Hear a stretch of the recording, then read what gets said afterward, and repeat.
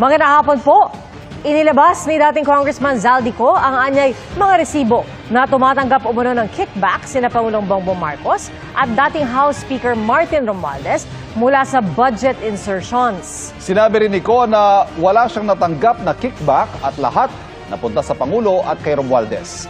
May hamon din sa Ombudsman ang dating kongresista at nakatutok si Jonathan Andal. Ang mga litratong ito ng mga hilera ng mga maleta, resibo raw ni dating Congressman at House Appropriations Committee Chair Zaldico sa kanyang diretsang pagdawit kina Pangulong Bongbong Marcos at pinsan nitong si dating House Speaker Martin Romualdez sa mga aniyay budget insertion. Sabi ni Ko, record ito ng deliveries na ginawa niya at ng kanyang mga tauhan. Wala pong perang napunta sa akin.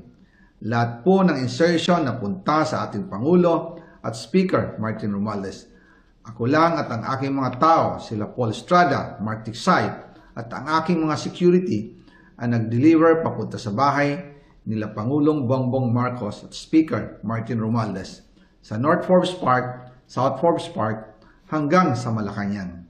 Hindi direktang sinabi ni Ko na pera ang laman ng mga ito, pero sinigundahan niya sa video ang pahayag ni Orly Gutesa sa Senado na nag-deliver daw siya ng mali-maletang pera sa bahay nila Ko at Romualdez. Sa affidavit ni Gutesa, sinabi niyang nag-deliver siya roon ng mahigit 40 maleta ng pera na tinawag niyang basura. Si Gutesa ang surprise witness si Senator Rodante Marcoleta sa Blue Ribbon Committee hearing noong September 25. Totoo po yung sinasabi ni Orly Gutesa na nag-deliver siya sa Forbes Park.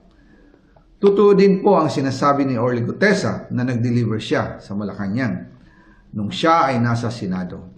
Sabi pa ni Ko, sa 100 bilyong pisong isiningit umano sa 2025 budget, ang nakuha raw ng Pangulo, 25 billion pesos. After po ng approval ng budget sa General Appropriations Act of 2025, nagtanong po ako sa DPWH kung magkano ang kailangan na ibigay sa Office of the President o ang SOP na bigayan. Ang sinagot sa akin ay 25%. Ang ibig sabihin nito, 25% ng 100 billion ang SOP na kailangan ibigay kay BBM mismo. In total, 25 billion ang napunta kay Pangulong Bongbong Marcos. May hamon naman si Ko kay Ombudsman Jesus Crespin Remulla. Patunayan niya ngayon ang pronouncement niya. Imbestigahan niya ang fraternity Brad at ang kanyang kaibigan na si Speaker Martin Romualdez.